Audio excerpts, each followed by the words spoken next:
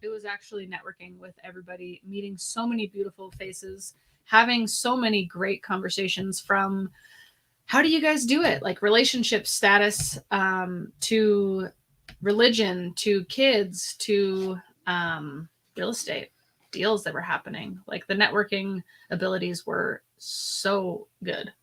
Yeah. 100%. As much as I enjoyed almost all the speakers, I actually have some good notes here. So maybe I'll just share my notes. Does anybody want to see my notes that I have from the event? So the very first speaker, Joseph McClendon the third. He's a stud. Oh, audio is back. Look at that. Boom. People can hear us. That's good. We're on the up and up now. So my favorite pieces from the speakers. So Joseph McClendon the third. It's actually the third time or fourth time we've actually seen him. His energy is so good. So if you guys didn't know this, he's old. Freaking dude is old, and He's 68. You would never know he's old. He's such good energy. He's in great shape. Takes care of himself. 68 years old. So keep that in mind. One of the things that I took from him is like when you feel bad, right? That's a feeling. Change your environment. Stand up, right? Stand up, ooh, and shake it out, right? But that also can mean you going for a walk. It could also mean taking a cold shower. It could also mean you singing. It could also mean anything. I mean, going to the gym. But when you change your environment, you change that feeling, okay? And then smile and celebrate. So that was something I took from him, and a good, what don't you call it? A poem. As I think, so I feel. As I feel, so I do. As I do, so I have. Right? Basically, it's think, feel, do, have. We understand that's how everything goes. Like when you start to feel bad, well, you need to change how you think, or just do something different. Which goes back to that first thing. It's like when you start to feel bad, change what you do, and when you change what you do, you get what you want, or you get what you have. Right? So that's what I took from him. Cole Hatter. It was basically the whole event was based around this concept of like the first step is making money. The second step is multiply money. The third step is managing money. And then the fourth step is make money matter. And so that was actually really cool to understand the different phases in life, because I think it's important for everyone to understand like what phase are you in your life, right? A lot of people, they make money and they're like, I'm unfulfilled. No shit. There's 3 other phases that you have to go through, right? And so also, I also think this is really important, because if you understand the different phases after making money, it actually gets more exciting, because having $1 million or having $100,000 or whatever it is your goal is not really the goal, right? No, it's not. So that was what I took from Cole Hatter. Pace. The thing I took from Pace is that life-changing money is having enough money to change someone else's life. That was a game changer. I think most people think about it like, how do I change my life? Right? Yes. And that's when making money actually matters. When you make money matters, when you can change somebody else's life. So I'm going to give you an example. We went to lunch with Keto. Shout out to Keto. One of our business partners. He is a phenomenal human being, and super cool story of his life getting to the States and becoming a citizen and just like blowing his real estate portfolio up. Amazing. Losing everything, blowing his portfolio up again. But Keto taught us that you need to give now when you have nothing in order for you to be able to give when you have something. You don't have to have nothing, but you give regardless of what you have. You give regardless of what you have, because oftentimes people will say, well, when I make, $1 million, then I will be able to give. And if you can't give now, you're not going to give when you have $1 million. So Keto was like, my wife and I did this thing when we had absolutely nothing to give. We set out a plan that once a year we would give away $100 once a year. And then that year after they gave $100 out, they said, I'm going to give $100 every 6 months. So that was twice a year. And then they were like, the third year, let's give $100 every quarter. And right now, I believe they're at $100 every week. Yeah. It just keeps going. Right? It just keeps going. So we were traveling home, and we were inspired by this. We were very inspired by Keto's story. So when you're inspired, what do? You just like say you're inspired by it, Katie? No, you take action. Oh, you do what you freaking do Keto something does. About it. So I was like very moved by the story. There was multiple times in our lunch conversation that actually I was brought to tears, because he is such a giver. Even when he has nothing, he was giving. And And we are at the Las Vegas airport getting ready to come home to Bozeman. We're flying through Salt Lake City, and our first flight gets delayed 20 minutes. We're like, oh, shoot, we have a tight layover. It's only a 40-minute layover as is. We might miss it. And our flight ended up getting delayed about 40 minutes. Completely missed our flight home. So we go to the Delta counter when we get to Salt Lake, and they provided us a meal voucher for breakfast and dinner at the airport, and then also a room at Salt Lake City, which was great. So we take a shuttle to Salt Lake City room, we stay the night. And we use the meal vouchers. No, we didn't use the meal vouchers. Oh, what do we do instead? We actually, when we got back to the airport, we said, Keto taught us something. Like, we have this $60 meal voucher that could potentially change somebody's life. So we walked up to the restaurant, and the hostess came over, or the waitress came over, who was also the hostess, and asked, table for two. And we're like, no, actually, we're not going to eat. But we have a meal voucher that we would like to give a family who's eating here. And we want you to pick this person. You've seen how they interact. Like, give somebody something from you. Like, let it come from you. And sent her the screenshot of the meal voucher. We don't know who she gave the meal voucher to. She thought she had an idea of what the family looked like. But it was such a moving experience to be able to give something that, could change somebody's day. Like, she almost started to cry. She did. She gave us the biggest hug, and she was like, this never happens. Like, nobody has ever done this before. And it was something so simple. So simple. And I will say this was not only did we help that family, but we helped that server also have a good day. So it wasn't that we was like, hey, like, let us be the hero and pay for this meal. I was like, you go be the hero. I was like, I specifically told her, I was like, you be the hero. You be the one who gives this to them. And that made her like really excited. So not only did it serve that family or whoever she gave it to, but it served her as well. And that's something that she Pace does really, really well. And it might seem like a small thing, but it is everything. It's like the trickle effect, the ripple effect, maybe. Yeah. You can touch one person who can touch another person who can touch another person. Exactly. So that was a big one. Amy Majori, I'm not sure if that's how you say her name right. The thing I took from her is I show people how to earn double-digit returns backed by real estate. So that's your icebreaker line. Hey, what do you do? My name is Logan Manzanares, and I help people earn double-digit returns backed by real estate. What do you do? Wait. Tell me about that. What do you mean by that? Right? Or people are just like, okay, cool. Either way, it just opens the conversation up to what you actually do as a real estate investor. So I took that, and it was very interesting. Or was it important? It was interesting and important. It was interesting and important. And so I took that and I actually posted on my stories yesterday. And by golly, Katie, did that thing work or not? Yeah.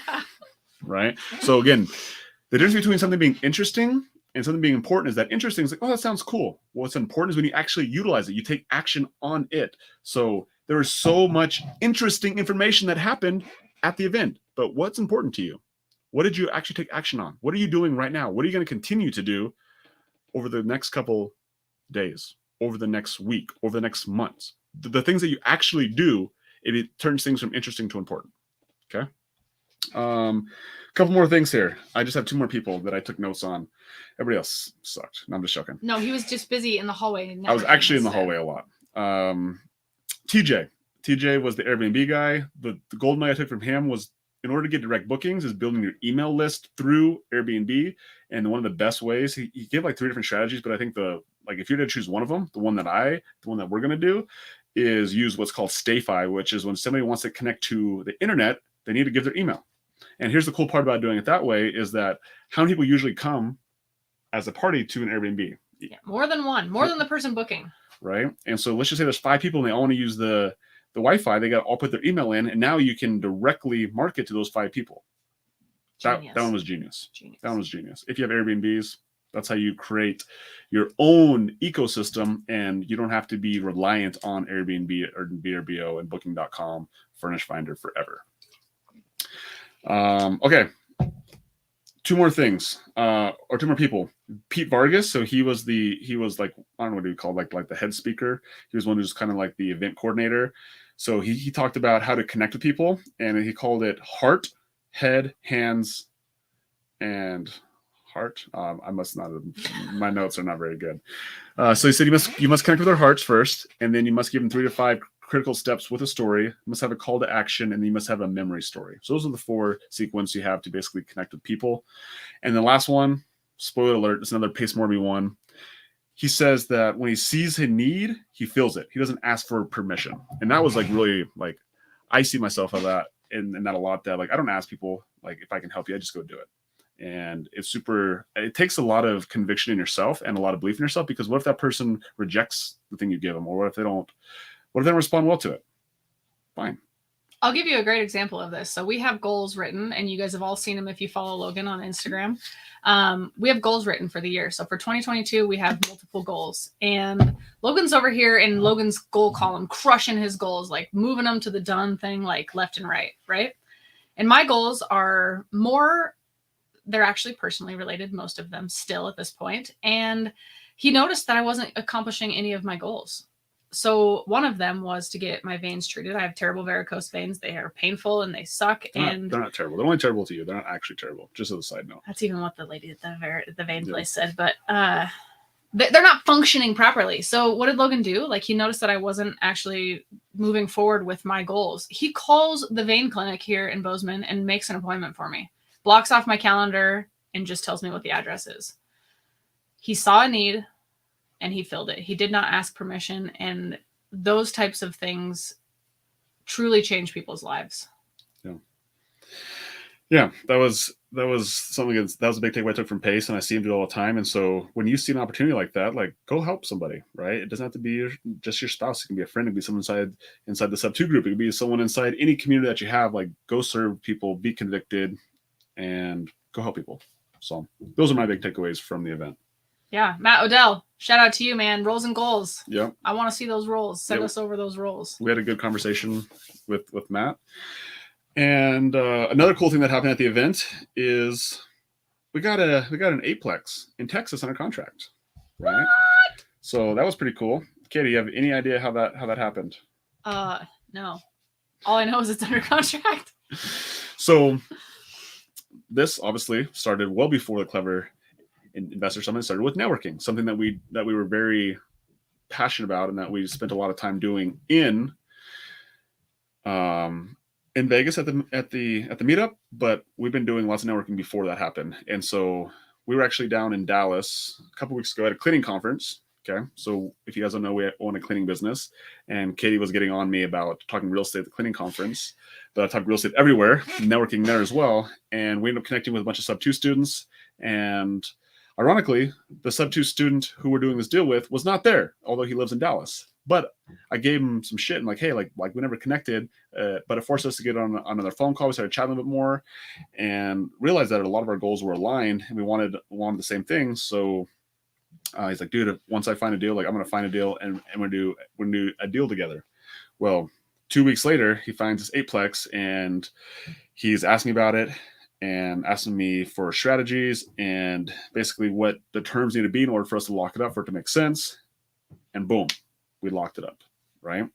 And so this this 8-plex is a seller finance deal, which is pretty cool.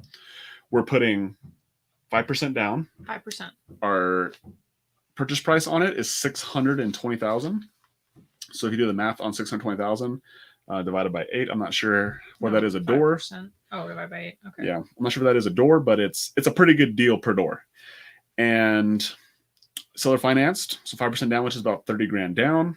Rehab, we're still in the due diligence process. We're not quite sure what the rehab is going to be. Again, the seller says that they're moving ready. We'll actually find that out this week.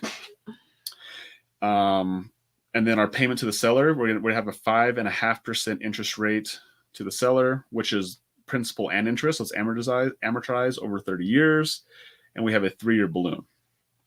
So our payment's about $3,300 with taxes, insurance, and it's about $4,000 in that range. And then we have management expense. So basically, like, our all-in nut is about $4,500, which includes CapEx. It includes management expenses and some miscellaneous expenses. Okay.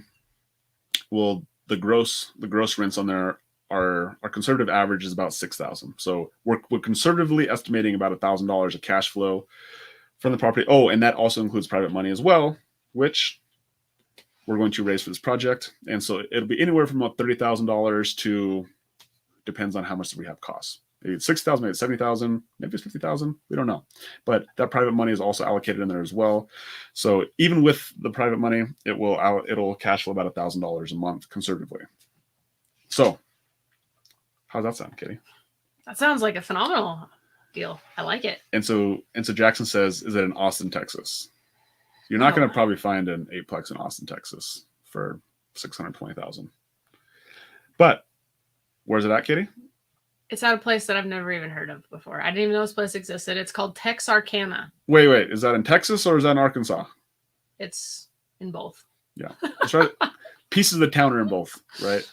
Our location is actually in Texas. But Texarkana is right on the border of Texas and Arkansas. It's a smaller town. It's like 30,000 people. I think most people know what it is because it sounds really, really weird. And so that's where it's at. And again, we got it from a sub-2 student who's the one who found the deal. We have a sub-2 student who's going to help us be boots on the ground. Yesterday, I gave him a call and he got us a contractor, got us a project manager, we got an inspector all lined up for the due diligence piece of the process, which is amazing. Again, shout out to the sub-2 base for just like being able to like call somebody and like, hey, help us out here, which is amazing. And the private money, so we'll raise private money on this project. So again, if you're interested in being in on this project, being in on an 8-plex, get in a multifamily, we'd love to bring you on and help you be part of a deal. And so this one we're offering 10%. Again, we won't know exactly how much we need, but anywhere from 30,000 upwards, who knows, 60, 70, 50, 40, $30,000. Who knows what it is? We don't exactly know yet. But if you're interested in being a partner with us on this deal, reach out, let us know. And again, not only get the experience of being part of a multifamily project, also get to make some money in the meantime and build a relationship with some pretty badasses. And I don't just mean Katie and I also mean Jabs, who's a partner on this as well. So that's what we have going on. Set to close at the end of June. Again, we have a 30-day inspection period. Outside of that, Kitty, any questions you got for me on this? No, I just want to run these numbers out one more time. Okay. So purchase price of $620,000, seller financed at 5.5% interest. Yeah. 5% down, which is roughly $31,000. Yep. 3-year balloon. And so nut, pity, private money, everything all in is about $4,500 a month, and conservative revenue totaling $6,000 a month. So $1,000 to $1,500 a month cash flow. Yep. And we are looking for, we don't know the rehab yet, so we're looking for anywhere from $31,000 all the way up to whatever the rehab costs. Yep. Correct? Exactly. Cool. Yeah, and earn 10% of your money, be part of a sweet deal. So that's what we got going on. So excited about it. It's going to be our biggest takedown at one time anyway, 8-plex. And yeah, just super excited about it. And also going into a different market, because last week we talked about that we got our first out-of-state project under contract last week. Whoop, whoop. How's that project going? It's going. For all the people who maybe listened last week. It's fabulous. Appraisal's been ordered. It'll be back next week. Inspection happened last week while we were in Vegas, and everything looked great. So looking like we might close early on that one. That one is set up. We're waiting on the underwriters. That's going to be the big hurdle to cross, is making sure the underwriters think that we're lendable. Or are we lendable? We're lendable. Are we trustworthy? We're trustworthy. So outside of that project's looking good. And then now we got this project going. So if you guys have deals out there and you want to partner with people who have a track record, people who, do you know what you're doing? I do. Yeah, you're smart, right? Very conservative, but at the same time willing to go out there and push the limits of what we know, but also at the same time understand that the risk is, like, we minimize our risk to make it so there is as little risk as possible with as much upside in the game. And big shout out again to Jabs for negotiating that amazing deal. So it really started on the negotiation that our out of pocket is really low and our upside is really high. So thank you, Jabs. Yeah, huge shout out, brother. Okay, Katie, you got anything else that you want to talk about on this 8-plex in Texas? 8-plex in Texas. No, just my biggest takeaway from Pace as well, like now that we're talking about this, is people who have a track record should not be using their own money.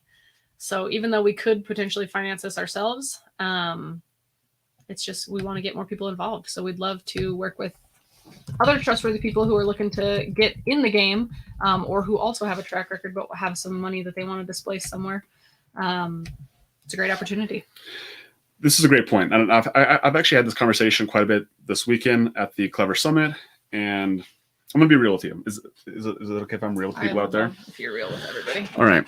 Because everybody wants what Pace has. Everybody wants, when they see people maybe on podcasts or they see people on Instagram, like, I want what you have. And so they talk about what their rules are, what their guidelines are, but what you don't get to see is where they started at. And so let's use us for an example, because why we don't use our own money is because we have a track record. We've been doing this for a while. And ultimately, like in order for us to continue to scale our business, money is a big limiting factor for us to buy as much real estate as we are capable of. And so the first, 3 years we did real estate, did we use our own money? Yes. Right, the whole time. And we got stopped because we used our own money for such a long period of time.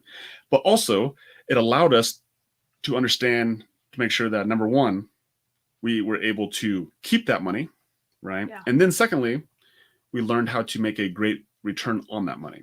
And so those are our two rules. Is like, it's always the return of capital, number one, and then number two is the return on capital. And so until you've proven that, you shouldn't be asking other people for money. You shouldn't be using other people's money. And so when you're first getting started, you should be using your own money. You should be practicing that skill set of managing money, keeping money, and then of course multiplying that money.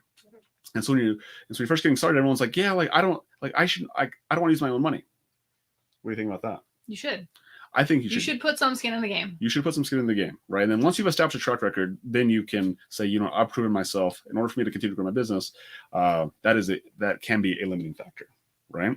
So when you're first getting started, like, use your own money, and it doesn't have to just be on deals of your own. Like, go partner with people like us, people like who you trust, and then get your track record built on other people's backs, start to gain some experience that way. And then as you start to actually feel that belief in yourself, that trust in yourself, and you've proven, like, how to take care of people's money, especially like when things don't go to plan, which, okay, do things always go according to plan? No. Right? A lot of times it's not even what happens.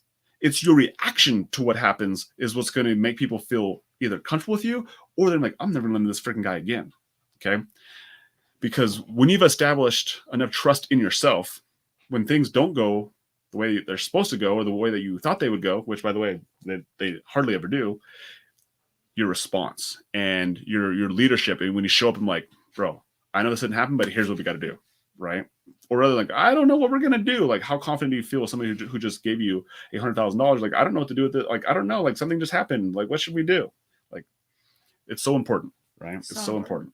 And so when you're going to either lend money or you're looking to have people lend to you, understand that the confidence, that belief, is fundamentally one of the most important things that you can have. And you only get that truly, not by faking it till you make it, by actually having experience. So that's my track record. Or that's my track record. That's my rant on having a track record. Right? Also his track record. And also my track record. Right? So yeah, Katie, I just want to say I appreciate you. Appreciate you. And thank you for spending this last half hour with me. And if you guys didn't hear the first 10, 15 minutes because our audio is not working on the Facebooks or YouTubes, we're over on Instagram.